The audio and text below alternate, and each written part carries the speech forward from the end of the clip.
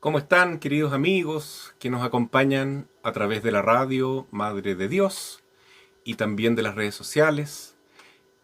Quisiera saludarlos, darles la bienvenida a este nuevo programa de filosofía en que estamos estudiando cómo se va dando este nacimiento de la filosofía en la historia de la humanidad, ¿no? Porque realmente ha sido un cambio notable que el ser humano durante siglos y siglos siempre ha explicado la realidad del mundo, la realidad de su vida, de la sociedad, de los problemas, de los sueños, de las esperanzas, basándose en creencias populares inventadas por la fantasía humana, mitos, leyendas, religiones que se han ido generando a lo largo de la historia en distintas culturas, ¿no es cierto?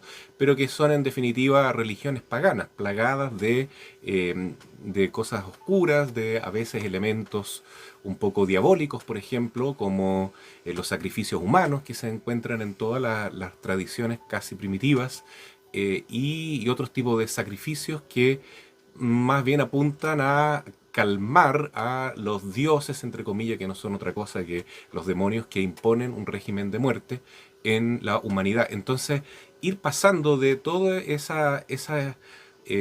cultura de paganismo, de mitología, de leyendas, hacia una nueva etapa de la historia ha sido algo fantástico, un regalo de Dios, ¿no es cierto? Que surgió, como hemos dicho durante estos programas, en el siglo séptimo, sexto, por ahí, ¿no es cierto? Antes de Cristo, con esta gran figura que es Tales de Mileto, que es más o menos del año 630 antes de Cristo, su nacimiento, y 550 antes de Cristo, su muerte.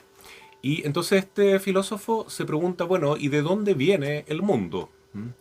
Y tratemos de dar una explicación racional, una explicación científica, y por primera vez entonces se hace un paso tan grande, tan importante, de lo que es el mito hacia el logos, es decir, hacia la razón humana.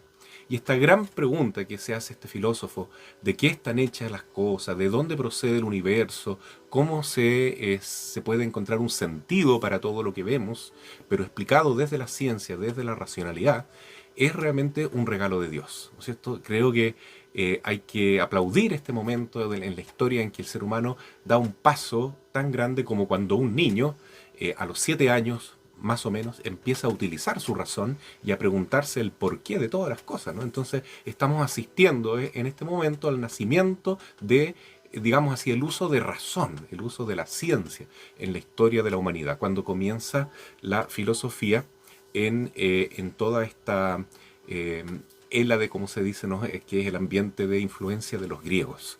Y bueno, la pregunta subsiste, de dónde viene todo, cuál es el arjé, cuál es el principio del universo, y otros filósofos han ido dando respuestas diversas, aunque la pregunta subsiste hasta hoy. ¿Cuál es el origen de todo? ¿Cuál es el principio de todo? ¿Cuál es la causa? ¿De dónde venimos y a dónde vamos? Esa es una de las grandes preguntas de la filosofía que apuntan, ¿no es cierto?, a ir conquistando poco a poco una gran sabiduría también, porque eso significa filosofía, amar la sabiduría, buscar, ir en pos de la sabiduría, que significa poder contemplar la verdad más profunda que existe, que finalmente sabemos los cristianos que todo el origen del universo y el principio de todas las cosas es Dios mismo. Entonces, a través de la razón natural, el ser humano se va encaminando hacia esta gran meta. ¿Cómo está usted, Sabrina? Hola, padre, ¿cómo está? Encuentro fantástica esta introducción que usted hizo en todo caso porque también vamos haciendo un repaso de los programas anteriores que se han transmitido a través de Radio Madre de Dios y de las redes sociales y vamos poniéndonos un poquito en sintonía esto de ver cómo es un poquito la evolución del pensamiento, adentrándonos en la historia también, porque usted nos fue dando ya lugares, fechas en las que ocurren estos hechos de personas que marcan la historia de la humanidad a través del pensamiento. No siempre la historia se marca solamente por las guerras o por otro tipo de eventos así, sino el pensamiento humano y la razón, este uso de razón, cómo va marcando también la historia. Y, y tan bonito pensar que es la búsqueda del origen de las cosas, que estamos dando vuelta en esto de que estos filósofos, al buscar esto que usted nos dice que se llama Argem, o que ellos apodaron Argem, este origen de las cosas, eh, está asociado con lo que a nosotros nos pasa en algún momento de la vida, que es buscar por qué estamos aquí, cuál es el origen de esto, de dónde venimos. Y claro, pensar que usted nos habla siglo V, sexto antes de Cristo y todavía la revelación no estaba, entonces, ¿cómo resuelven ellos esta duda de salir de la época de los mitos y del pensamiento mágico y adentrarse en el uso de la razón? Entonces, bueno, usted nos comentó en el último programa, así como repasando un poquito, de este filósofo Heráclito, ¿verdad? Estábamos hablando de él.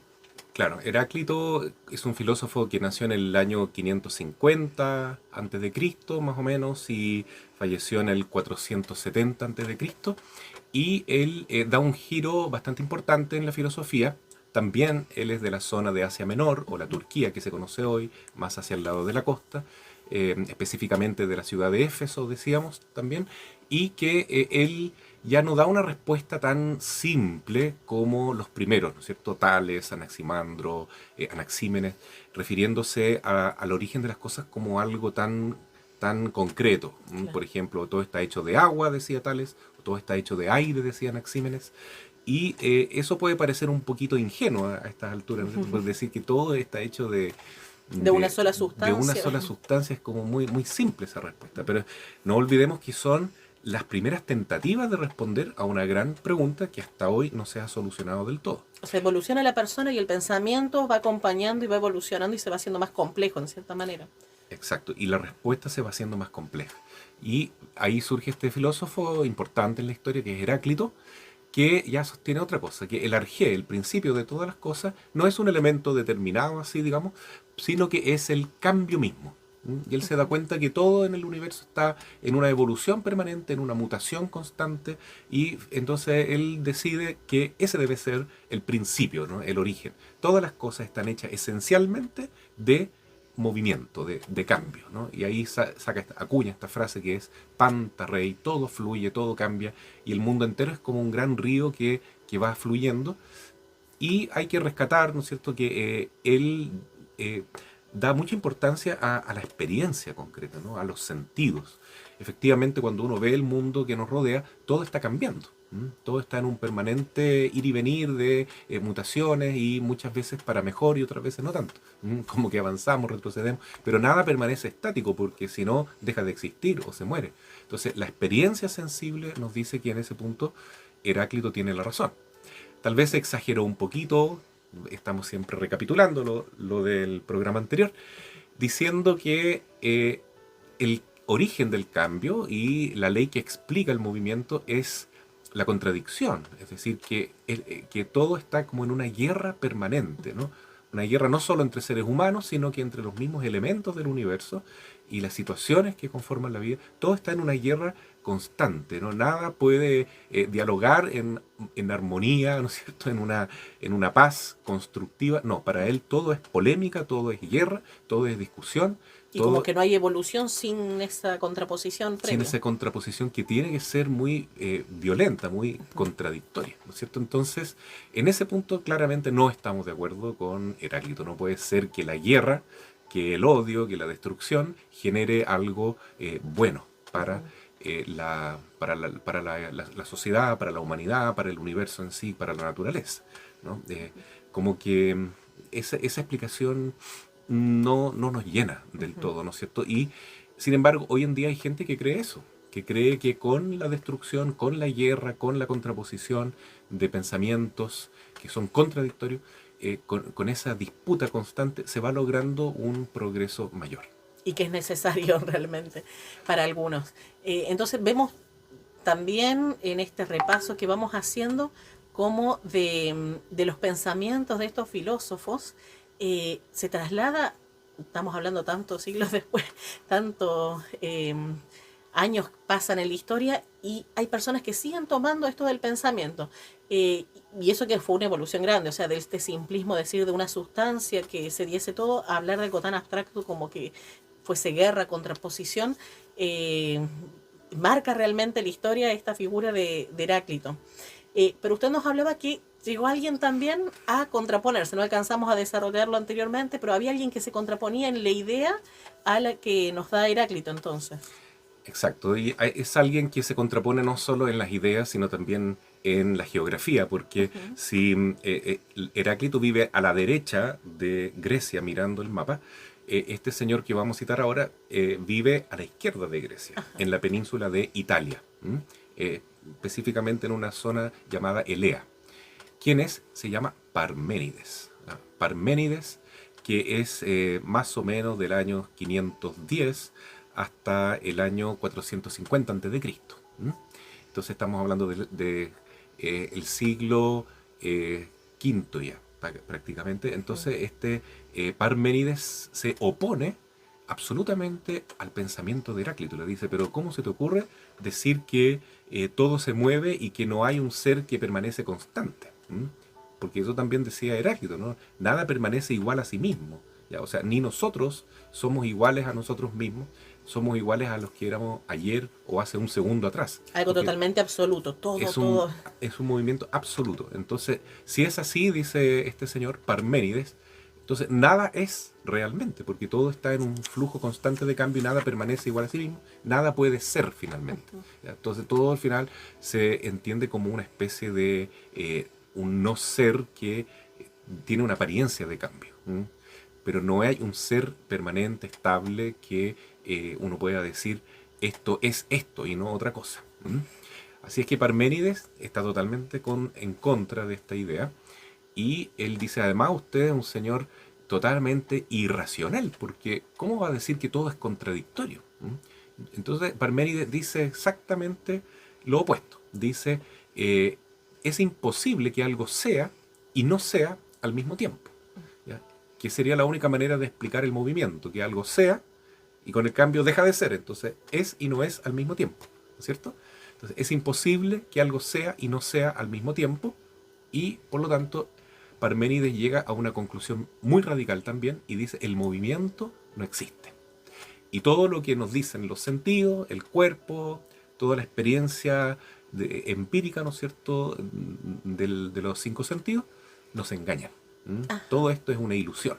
El movimiento que vemos en el mundo, que las cosas son de una manera, de otra, de distintos colores, distintas personas, todo eso es un engaño, una ilusión, porque no hay nada distinto a otra cosa y no hay movimiento tampoco, no hay nada que pase de una forma de ser a otra. Todo es exactamente igual a sí mismo.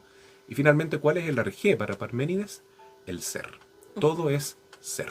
Entonces, para que todo sea, desestima hasta lo más inmediato que tiene, que son los sentidos, para poder abordar esta idea en Exactamente. todo caso. Él niega los sentidos, niega la información que nos entrega el cuerpo con esta experiencia, ¿no?, corporal maravillosa de los cinco sentidos. Ujú. ¿M? Y dice eso es falso, es una ilusión, es una fuente de opinión y de engaño.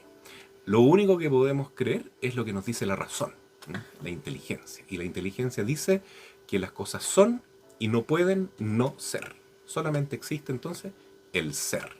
Aunque tenga que negar esto del movimiento y del cambio. Y lo niega absolutamente, ¿no? Entonces vemos que se va de un extremo al otro, completamente, ¿no? Encontramos una contraposición total entonces entre estos dos filósofos. ¿Y hay entonces algunos filósofos que intenten buscar alguna respuesta intermedia o tienen que quedar estas dos ideas tan radicales en los extremos del ser o del no ser? Claro, por supuesto que si hay dos posiciones tan opuestas, ¿no es cierto? Y ninguna de las dos satisface, entonces en el futuro vendrán filósofos que tratarán de conciliar ambas Ujú, posturas. Pero antes de hablar de ellos, creo que vale la pena profundizar un poco más ujú. en Parménides, porque, digamos así, que en cierta manera, ahora sí la filosofía llega a una cima muy alta, ¿m? Porque estamos diciendo que el arjé, el principio de todas las cosas, es el ser. Y eso es fantástico, ¿no? Inclusive si uno lo ve desde el punto de vista de la fe nuestra cristiana, es un progreso muy grande, muy, muy bonito. ¿M? Sin duda que Parménides nunca conoció la Biblia, el Antiguo Testamento, ¿no es cierto?, la Torá de los judíos, pero en el Éxodo 3, versículo 14, cuando Moisés se encuentra con Dios por primera vez y lo contempla como una zarza ardiendo y una zarza que no se consume, le pregunta, ¿cuál es tu nombre, Señor? Y el Señor le responde, yo soy el que soy. Entonces, ahí encontramos una semejanza, ¿no? Entre Sin esta, quererlo. claro, no sé si sin quererlo, porque yo creo que fue un esfuerzo filosófico muy importante el de Parmenides, pero sin querer está apuntando hacia, claro, hacia lo que dice la Aquel. Biblia, ¿m? Hacia lo que dice el Señor. El Señor se revela a sí mismo como aquel que es el ser, porque Dios es y es un ser permanente, eterno, ¿no? Entonces, indirectamente, ¿de dónde vienen todas las cosas? ¿Cuál es el origen? Es el ser. Y al mismo tiempo, en contraposición con lo que sabemos por la revelación, que el mismo Dios se presenta como soy el que soy. Entonces, sin quererlo, encontramos a este filósofo que va atinando un poquito. Y bastante, ¿no? Aunque no hable de una inteligencia, aunque no hable de Claro, un creador. no. Pero al decir que el ser es eterno, porque eso dice Parmenides, Ajá. el ser es eterno, y es en el fondo divino también, siguiendo, también, él tenía otro maestro que era Genófanes y que decía eso, que el ser es divino, ¿no? Es eterno y también es un ser inmutable, no puede cambiar, porque si cambiara sería un signo de imperfección, ¿no? Es tan perfecto que no necesita cambiar y conseguir alguna mayor perfección, ya tiene todas las perfecciones, el ser. Es como apuntar hacia Dios, ¿no es cierto? Casi. Va teniendo características de la divinidad. Mm, sí. Y fíjese que esto lo hace con la pura razón. ¿Mm? Qué interesante, ¿no? Entonces la iglesia bien nos ha enseñado, y es bueno ya irlo adelantando, que el ser humano con la pura inteligencia puede tener indicios filosóficos y racionales, digamos, muy profundos de que Dios existe y que tiene ciertos atributos. En todo caso, en este filósofo tal vez es idea mía, ¿no? Pero tengo la sensación de que él se aleja un poco más de las otras ciencias al alejarse de la observación y de los sentidos y alcanza esta idea del ser tan Mm, profunda, porque la verdad es que no es algo por lo que uno llegue por los sentidos y él los niega los sentidos de hecho, mm, para alcanzar este pensamiento claro. tan avanzado. Pero no se asociaría, a diferencia de los filósofos anteriores, con las ciencias que conocemos habitualmente, ¿no? O por lo menos no tanto. Podríamos decir que él regala un aporte muy grande a la ciencia y también un retroceso al mismo tiempo, ¿ya? El aporte es que él diferencia lo que es ciencia verdadera, en griego epísteme, Ujú. de lo que es un conocimiento aparente o doxa, ¿m? Que se traduce como opinión, ¿ya? Porque la opinión, ¿qué es lo que es? Es la verdad subjetiva que tienen las personas, que por lo demás hoy está muy de moda, ¿no es cierto? Claro, hoy en día para la sociedad en general y para la postura políticamente correcta, como se dice, no existe una verdad absoluta. Cada persona tiene su propia opinión, su propia verdad, ¿ya? Y se nota en la manera de hablar que tenemos hoy en día, en que la gente en general no dice esto es así, sino que se Yo dice muchas opino. veces, claro, yo creo, yo pienso, yo imagino, yo siento que las cosas son O así. uno necesita aclarar, al menos esa es mi opinión, En mi opinión, como si fuera un pecado decir que las cosas son como son son. de tal manera, claro. Claro, Las afirmaciones, como que están muy juzgadas. claro. Sí. Entonces, según Parménides, eso es una brutalidad, digamos, pensar que eso sea un conocimiento cierto. Eso es una simple opinión que vale para cada persona en su subjetividad. Pero él dice, tenemos que apuntar a algo más, ¿no? A una ciencia absoluta, a una ciencia real, ¿ya? Y esa ciencia procede del conocimiento racional, ¿no?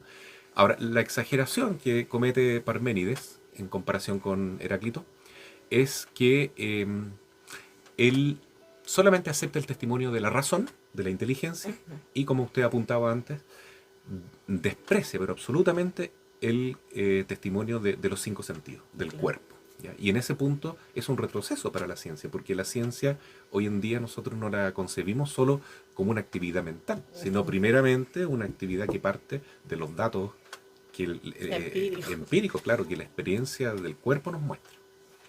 Perfecto. Entonces, la verdad que tenemos acá una contraposición y que hacía falta aclarar. Y muy interesante esto de cuando lo podemos empezar a asociar la filosofía también con nuestra fe.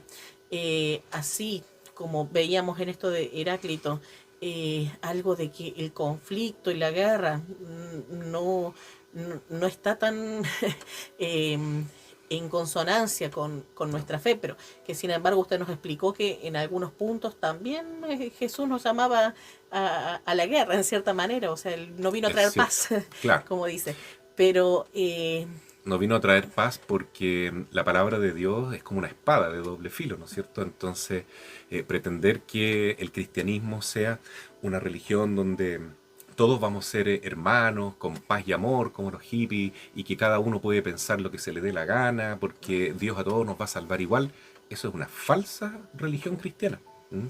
Es un falso ecumenismo. No, Jesús dijo, por mi causa, por mi palabra, en la familia se dividirán unos contra otros, ¿no es cierto? Porque no podemos congeniar con el pensamiento mundano, que es diabólico, y con el pensamiento o la fe, que es la mentalidad de Dios. Son pensamientos totalmente opuestos, como cuando Cristo le dice a Pedro, ¿por qué ahora piensas como los hombres? Aléjate de mí, Satanás, ¿no? Esa vez que Pedro le dijo a Jesús que no podía tomar la cruz, que él no podía permitir que Jesús muriese en una cruz, ¿no? Aléjate de mí, Satanás, me hace tropezar. No piensas como los hombres y no como Dios. Entonces hay dos mentalidades muy distintas, ¿no?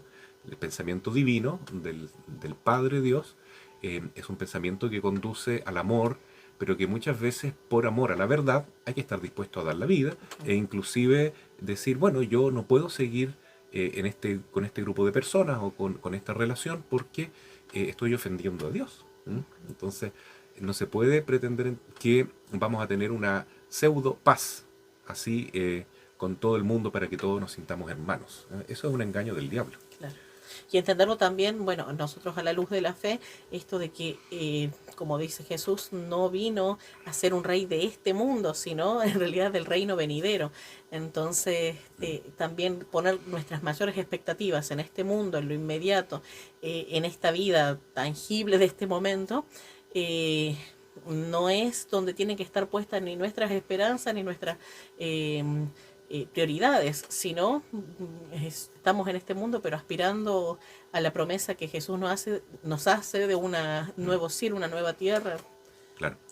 Y como usted bien apuntaba, que Heráclito, al decir que todo es guerra y que la guerra es el padre de todo, ¿no es cierto? En parte acierta y en gran parte no. También en Parménides ocurre lo mismo, ¿no? En alguna medida se puede decir que su visión tan como espiritual de las cosas o tan racional, en alguna medida es un aporte muy importante y en otra medida es como una exageración total, que es un absurdo, ¿no? ¿En qué Y en esa afirmación extrema, además. Porque es una posición extrema. Y los extremos nunca son buenos. Por ejemplo, ¿en qué medida es absurdo lo que dice Parménides? Negando el testimonio de los sentidos, del cuerpo, y diciendo que todo es pura inteligencia, pura racionalidad, ¿no? En efecto, Parménides tiene una frase que es muy fuerte. Él dice, el ser es lo mismo que el pensamiento. Ser y pensar es lo mismo. ¿No? Entonces, cuando él habla de ser, él no está hablando del ser del mundo real en el que vivimos y nos movemos, ¿no es cierto?, que con cosas materiales, ¿no es cierto? Ese ser de las cosas sensibles para él es una ilusión. Entonces, ¿cuál es el ser que él apunta? Es un ser que es pensamiento. Pensar. Mucho más abstracto. Es muy abstracto, ¿no? Entonces, en ese sentido, él está negando nuestra naturaleza, porque nosotros no somos solamente pensamiento, no somos solamente espíritu, solo inteligencia, sino que también somos cuerpo. Sí. Y vivimos en un mundo físico, y que es maravilloso, porque cuando Dios lo creó, dice la Escritura que vio que era bueno. Cuando Dios hace las estrellas, crea las plantas, los animales, y el hombre siempre ve que es bueno y muy bueno. Y de hecho hasta negaría en cierta manera, me parece a mí, esto de la naturaleza de la persona, de que los primeros conocimientos, el primer pensamiento viene a través de los sentidos, de las primeras experiencias que toma en la vida, de lo que ve, lo que toca, lo que gusta, los recuerdos que esto genera, y esto le motiva el pensamiento posteriormente. Claro. Entonces negar eso, avanzar muy lejos, en cierta forma, muy al extremo. Y retroceder mucho al mismo tiempo, ¿no es cierto? Porque no se puede negar el testimonio de los sentidos.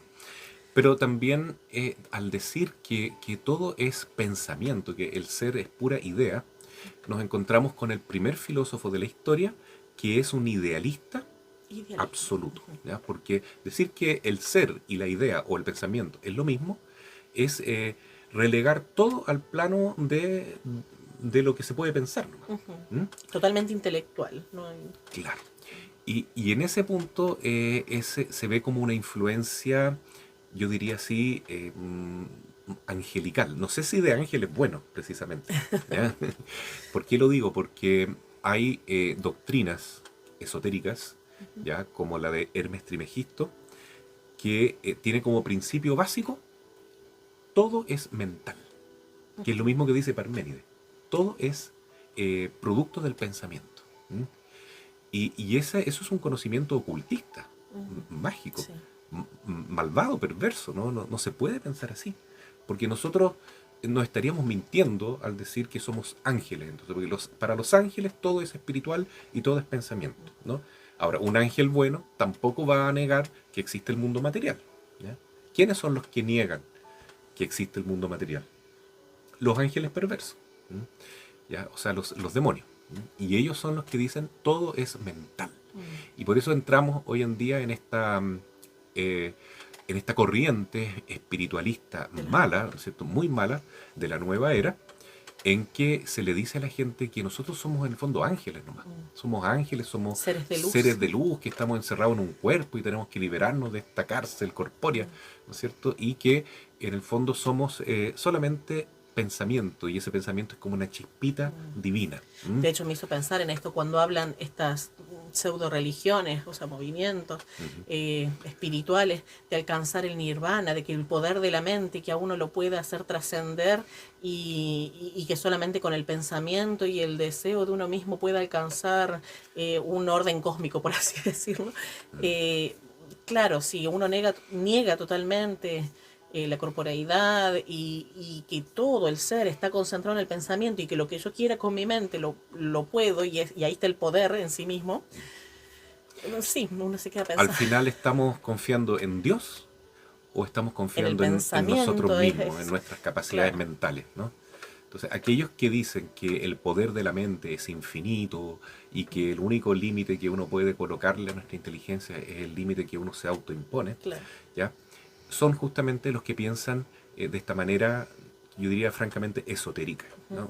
Que es una pseudo religiosidad influenciada por el demonio que está muy de moda hoy en día. Porque ¿Mm? el nuevo Dios es el pensamiento, la mente en sí misma, ¿no? Claro, y es como una forma de querer autoendiosarse, porque, claro, yo entonces soy tan poderoso que mi único límite me lo pongo yo mismo, entonces no me voy a poner más límites. Y mi pensamiento ahora tiene un valor absoluto. Ese es el peligro que se encuentra con Parménides, porque al decir que el ser es absoluto y el ser es pensamiento, y bueno, ¿y quién piensa? Yo. Entonces, Entonces soy absoluto, yo soy el absoluto. soy Dios. Claro, ese es el peligro gravísimo De que ese vemos. extremo tan radical, Claro, ¿cómo es que dijo usted? Idealista. idealista. Idealista. Idealista, claro. Mientras que Heráclito era más bien materialista, ¿no es cierto? Porque dice que Los sentidos solamente tenían que ser existe el así. mundo Y el cambio. físico que cambia y no hay nada que cambie, no hay un sustrato que permanezca debajo de esos cambios. O sea, todo es como una materia que va mutando en un devenir constante, pero finalmente es algo que no tiene consistencia real, ¿ya? Ahora pasamos al otro extremo, que todo es ser, que todo es una realidad, pero es una realidad que es pensamiento, ¿ya? Ahora, hay una contradicción muy grande en Parménides. No olvidemos que estos filósofos son cosmológicos y ellos quieren dar una explicación al mundo físico, al mundo, al cosmos que nos rodea. Y Parménides dice entonces que el ser tiene una forma física también. O sea, es pensamiento, pero al mismo tiempo es un cuerpo. Eso es muy raro, ¿no? Y él lo imagina como una esfera, como una gran bola de ser. Dice, este ser es una esfera, es una bola gigantesca, que no tiene fisuras, que no tiene espacios intermedios, ¿ya? Totalmente compacta y es eterna, pero es física, es corporal. O sea, lo traicionó el pensamiento y tuvo que darle una forma. Claro, él que decía que no había que caer en la contradicción, cae en una contradicción, porque dice que todo es pensamiento y al mismo tiempo dice que todo es corpóreo. Bueno, ¿en qué estamos? ¿Y es por alguna razón que él le tiene que dar esta forma de esfera? ¿Hay algo que le deba dar, a tener que darle una forma al pensamiento si el pensamiento era el ser? Claro, los idealistas como confían mucho en su inteligencia, Ujú. a veces tienen ciertas intuiciones, ¿no es cierto?, que creen que, porque la pensaron, tiene que ser real. Entonces él imaginó que la esfera es la forma geométrica más perfecta, entonces así tiene que ser el ser, una Mm. forma geométrica. Y además, dice, no existe el espacio vacío. Claro, porque si uno imagina una esfera, se lo imagina también con un espacio vacío alrededor. Claro. Él dice, ese vacío no existe, el no ser no existe, solo existe el ser. ¿Ya? Entonces esa fue la idea genial, por decir así, pero muy peligrosa al mismo tiempo y muy fecunda, por otro lado, que nos ofrece este filósofo, ¿no? Parménides. Muy bien.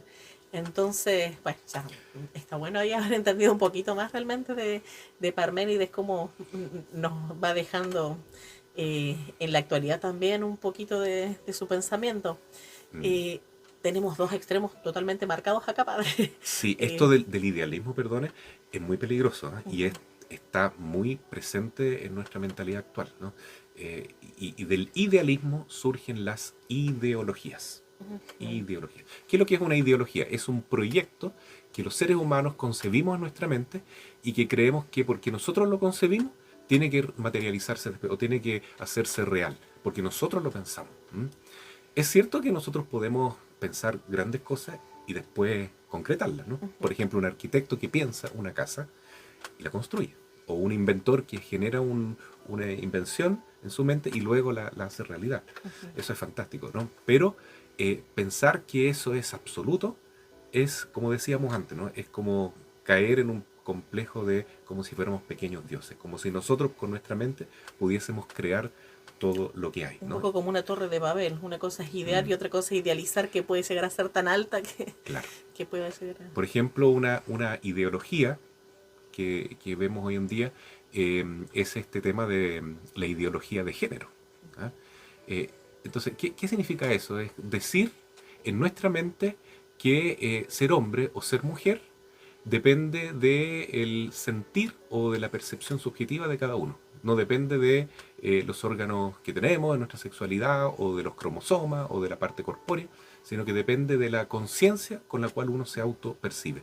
Eso es ideológico, porque es decir, yo Sí. me considero que soy tal cosa, entonces lo soy, ¿no?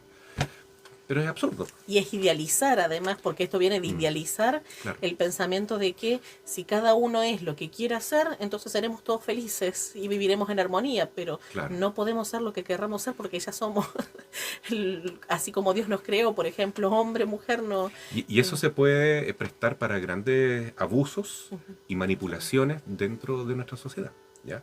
Por ejemplo, no sé si usted sabe, pero en Argentina las mujeres como acá se jubilan a los 60 años y los hombres a los 65. Pero en Argentina es muy fuerte esta ley de la ideología de género, ujú. ya hace años atrás. Entonces, una vez un hombre bastante pillo, cuando cumplió 60 años, dijo, ahora yo me percibo mujer. ¿Mm? Y con 60 años ganó Se todos los pudo. juicios y jubiló a los 60 años, porque él, su género ahora era ser mujer. Pero eso es fruto de la ideología. No, no es siempre porque yo digo una cosa, va a ser así en la realidad, ¿no? Si yo digo, no, yo ahora soy un águila, pero si me tiro por un edificio para abajo, seguramente que hasta ahí nomás llegó mi ideología. Me va a durar muy poco. Y situaciones más graves se dan de abusos, como en el caso de las personas que van a prisión también, si por ejemplo un abusador se declara que de repente se siente que es mujer, que está en Claro. el cuerpo equivocado, puede ser enviado a una cárcel de mujeres y seguir Sí. abusando también. Y es gravísimo entonces todo este movimiento LGBTI que está tan de moda y que nadie puede tocar ni mencionarlo porque poco menos que se va a la cárcel o todo le van a hacer una funa encima. Pero hay que decirlo abiertamente, eso es algo diabólico, Ujú. ¿no? Y es fruto de una ideología. Imagínese usted que L, lobby, G, gay, B, bisexual, T, transexual. ¿Y qué es lo que es la I? Intersexual, Intersexual. ¿Qué significa eso? entre todos los sexos. No, entre todas las edades. Ah, ya Entonces, saltamos. claro, están ellos apuntando a Entonces han legalizar. seguido agregando letras, en todo caso no sé cuántos géneros ya se van inventando porque No, pero para cubrir la todo. I, digamos claramente, es un intento de legalizar la La pedofilia. pedofilia. ¿No es cierto? Claro, ahora, si un niñito se percibe que es adulto, entonces hay que respetar que es adulto. Y si un adulto se percibe que es niñito, entonces pueden perfectamente, ¿no es cierto?, tener unas relaciones íntimas y según esta ideología, que ya se va a convertir en ley, en muchos países ya está legalizada, entonces eso se puede permitir, ¿no? Pero ¿en qué mundo estamos viviendo? Que estamos dando pie para que las ideologías más absurdas se concreten en leyes que todos tienen que aceptar, ¿no es cierto? Y todo de un idealismo, como decía, yo recuerdo, así como anécdota, como uno viéndolo a contraposición con los años, había unos monitos animados de Disney, Zootopia, Ujú. que en realidad uno con el tiempo se da cuenta que este mensaje de que para el que sea la sociedad perfecta, la sociedad justa, cada uno puede ser lo que quiera ser, como ya desde hace unos 10 años atrás estamos hablando, si estimo más o menos bien en la época en la que se salieron estos monitos en la pantalla grande, cómo de a poquito esta idea de que va a ser el futuro que a todos nos salve, por así decirlo, como sociedad, y fueron metiendo esto en los colegios, en los niños, en la mente de los adultos, y hoy es una cosa que quizá nos cubre como ola, así está en todos lados metido, y como usted decía, padre, no podemos ni levantar la voz, porque en algunos lugares se corre riesgo hasta de prisión por, por decir esto que en esa ideología terminan resultando abusos. Realmente. Verdaderos abusos, ¿no? Porque se cuenta en la historia de Hegel, que es uno de los grandes, grandes idealistas de la historia. O sea, que sigue esta corriente de que la verdad comienza en el pensamiento y que la realidad tiene que adaptarse al pensamiento humano, ¿no? Entonces, hay una anécdota muy interesante que grafica eso, ¿no? Que Hegel una vez estaba dictándole a un amanuense, ¿no? Porque en ese tiempo no había computador, todo se escribía a mano, eh, y le dictaba un libro que era muy, muy largo, ¿no? De hecho, Hegel tiene unos libracos así de grueso y unos tomos. Entonces, y él le dictaba a su secretario y de repente se pasó la hora y este secretario le dice, oiga, señor, ya se acabó el horario, hay que volver a la casa. ¿Mm? Y él le dice, no te preocupes, si tú eres una extensión de mi pensamiento, es una creación de mi pensamiento, entonces yo quiero que tú sigas aquí trabajando. ¿Mm? Entonces es absurdo, ¿no? Explotación. Eso Sí. es un abuso, claramente, ¿no? Pero por otro lado, yo le pregunto a Hegel si él está en la mitad de la calle y ve un camión que se le viene encima, a ver si es capaz de decirle, no, eres una proyección de mi pensamiento. Yo creo que Sí quedaría ahí todavía porque la proyección no lo va a pasar a...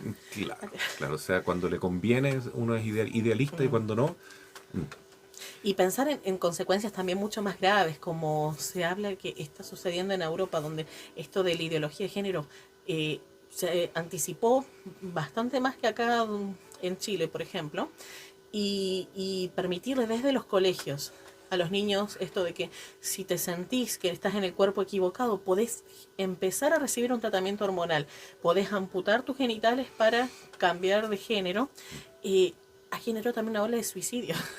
Entonces, ¿cuánto más puede verse abusada o afectada una persona que llegar al desprecio de la vida, que quieren perder la vida directamente porque se desconocen tal como son, no se pueden mm. reconocer Y otro como fueron peligro creados? de los idealistas, de las personas que son muy ideológicas, idealistas, es que están encerradas en su propio mundito, ¿no? En su propia visión que se han creado del mundo y cree que en el fondo todo el mundo gira en torno a uno mismo. ¿M? También. Y cuando a veces ven frustrada su pretensión idealista, como por ejemplo lo que usted menciona, que muchos de estos niños que finalmente reaccionan a esta imposición verdadera de la sociedad de quererles cambiar su género o obligarlos a tener una identidad distinta a la de su sexo, etcétera, muchas veces ellos caen en grandes depresiones y problemas muy críticos, ¿no? De traumas y dolores del alma profundo, ¿no? Pero los que están en este pensamiento ideológico dicen, no, no es culpa nuestra, es culpa de los demás que son homofóbicos, que nos están tratando mal, que nos están discriminando y por eso se deprimen, ¿no? Pero no es verdad, no es verdad. Si uno se aleja de la realidad, uno, como dice San Pablo, da coces contra el aguijón. Por eso es tan importante no ser idealista y no dejarse llevar por ideologías que terminan siendo mentiras. Es fundar la vida en mentiras, ¿no es cierto? Es como construir una casa en arena. ¿M? Fácilmente eso se va a destruir. Mejor es el realismo. ¿M? La realidad es la verdad, ¿no es cierto? Por eso decía Santa Teresa de Ávila que la humildad es la verdad. ¿Y qué es la verdad? que es lo que buscan los filósofos, ¿no? La verdad es que nuestra mente tiene que adecuarse a la realidad. Y no como dice Parménides, no como dicen los idealistas, que la mente crea la realidad. Que la mente produce una realidad a mi imagen y semejanza. No es así. Eso no es humildad, eso es soberbia. ¿Mm? La verdadera humildad es que nos adecuemos a la realidad, como es, ¿no? La realidad es que no somos Dios, somos criaturas de Dios. La realidad es que Dios existe y que nos ama profundamente. Pero nosotros debemos estar en nuestro nivel de criatura, no creernos que somos los creadores de todo lo que existe. Y que tenemos que ir descubriendo, en todo caso, esta verdad también, que, a ver, Jesús dice, yo soy el camino, la verdad y la vida, y tenemos que hacer también un proceso de encuentro con Dios y de conocimiento de esta verdad. O sea, ojalá muchos se entusiasmen y tengan ganas de conocer cada día más su fe. Y no decir, no, ya llegué hasta este momento de mi vida, ya sé lo suficiente, no necesito aprender más, porque cuanto más podamos conocer de la verdad, más podemos abrazarla y vivirla también en la vida cotidiana. Tener ese encuentro verdadero con Jesús y, como usted dice, adecuándonos también a la realidad en la que vivimos. Sí. Y ya que estamos hablando de la fe, creo que lo más bonito para una persona que busca la filosofía, que busca estos conocimientos, es encontrarse con el Señor, con Jesús. Porque Jesús dijo algo que es totalmente cierto. Lógico, lo dice Jesús, ¿no? Él dice, yo soy la verdad. No solamente la verdad, sino que el camino y la vida. ¿Mm? Pero es tan profundo que Jesús diga, yo soy la verdad con mayúscula, ¿no? Porque Él es la verdad de Dios. ¿Mm? Al decir eso, Él está diciendo, yo soy el pensamiento que Dios tiene de sí mismo, ¿no? Porque el Padre Dios se conoce a sí mismo y fruto de ese conocimiento se genera una verdad, una sabiduría. Y a esa sabiduría le llamamos la palabra de Dios, el verbo de Dios, que es Jesucristo, ¿no? El verbo encarnado. Entonces, realmente no debemos temer nosotros, los cristianos, de decir, existe la verdad, hay una verdad absoluta, y esa verdad es mi Señor, es Jesús. ¿Ya? Y cuando estemos en un ambiente muy relativista, donde cada uno tiene su opinión y todos dicen cada uno tiene su forma de ver la vida y Por la frase, cada uno tiene su verdad. cada uno tiene su verdad y su modo de ser feliz y la cosa es que hay que tolerarse y respetarse, no, señor, hay una verdad, no existe, no vale cualquier verdad. La única verdad que nos salva a todos y que nos quiere llevar a la felicidad a todos es Jesús, que lo dio todo justamente en la cruz y resucitó para que todos nos encontremos con esta verdad, la única que nos puede satisfacer. Y que podamos seguirle pidiendo también al Señor que descubramos su verdad. Él se revela a quien Él desea también, o sea, Él da el don de la fe a quien Él lo desea, pero nosotros podemos seguir siendo insistentes y pedirle que queremos conocerle, queremos descubrir esa verdad. Yo valoro en todo caso esto de ir descubriendo la historia de la filosofía, porque son personas que estaban sedientas de conocer la verdad, querían entenderlo, o sea, ese amor por el conocimiento es porque querían descubrir la verdad. Hay errores, hay aciertos en nuestra misma vida, hay errores y aciertos en esta búsqueda que tenemos de la verdad y tenemos la gracia, el regalo inmenso de poder haber conocido el nombre de Jesús, de haber sido evangelizados, de poder conocerle. Y es algo maravilloso que tal vez nosotros no lo vemos en lo cotidiano, no lo valoramos, no lo apreciamos, pero qué lindo poder decir, me regalaron desde pequeño el sacramento del bautismo, me formaron en la fe, me llevaron a misa, me permitieron conocer de esto. Y hoy en día hay más opciones para ir conociendo más a Jesús. La primera es los sacramentos, por supuesto, también. Acercarnos a los sacramentos, acercarnos también a la Santa Misa, cumplir los mandamientos, la adoración al Santísimo, poder tener ese encuentro cara a cara con Cristo presente en la Eucaristía y también aprovechar las cosas que a través del mundo Jesús ha querido dejarse también como un regalo, como lo que es la evangelización, esta misión que nos ha dado de lo que han recibido, denlo, vayan, evangelicen, misionen.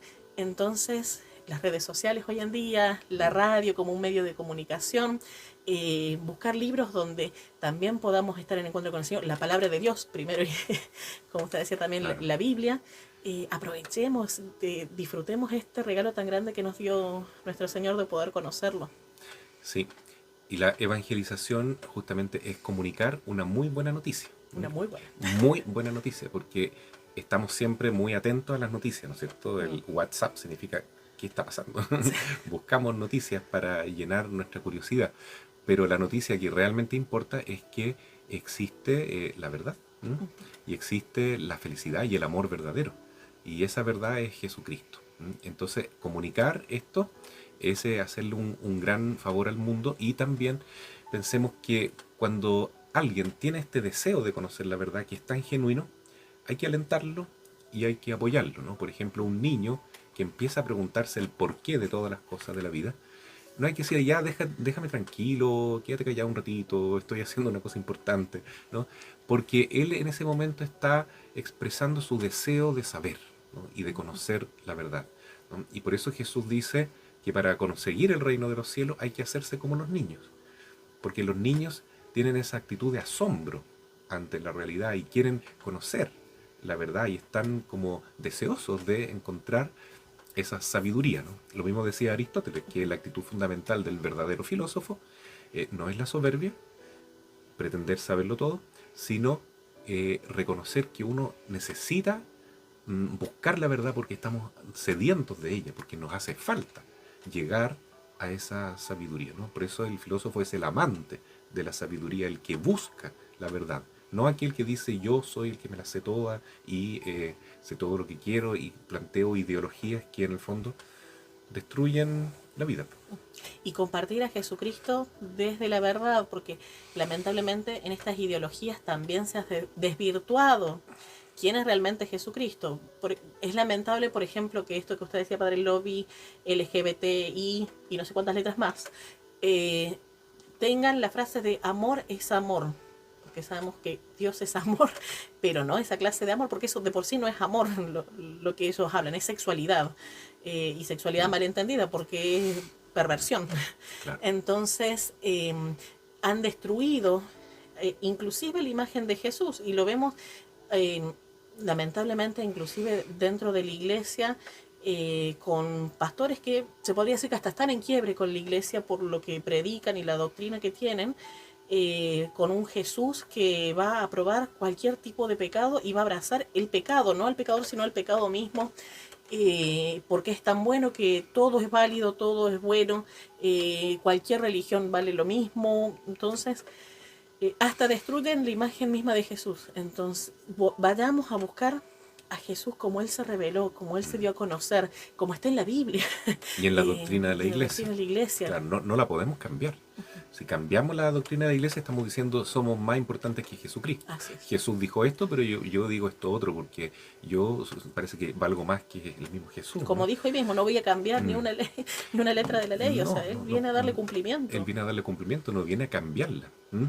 Entonces, efectivamente, en la iglesia, como en todas las épocas y en todas las obras que Dios ha hecho, existe el trigo bueno y la cizaña, ¿no? Y entre los pastores habrán algunos que son lobos vestidos con piel de oveja. Y hay que entonces distinguir bien, porque si están enseñando falsedades, si están enseñando estas famosas post-verdades, que son, ¿no es cierto?, estas ideologías que quieren amigarse con el mundo contemporáneo, ojo, porque a lo mejor estamos ante un lobo vestido con piel de oveja que nos puede hacer mucho daño, ¿ya? Y Jesús, en el fondo, confía que nosotros podamos decir, sí, yo quiero aceptar tu verdad, Señor, con humildad. Así es. Muchas gracias, Padre. Creo que continuamos entonces en un próximo programa, si Dios permite, viendo los siguientes filósofos y cómo responden a esto que vimos tan interesante el día de hoy, que fue muy bueno que se pudiese desarrollar y que lo entendamos también a la luz de nuestra fe, cómo esta historia, cómo estos pensamientos, los pensadores estos, están influenciando nuestra vida, nuestra historia también. ¿Nos daría la bendición, Padre, para terminar este programa? Claro que sí. El Señor esté con ustedes. Y con tu espíritu. Y les bendiga Dios Todopoderoso, Padre, Hijo y Espíritu Santo.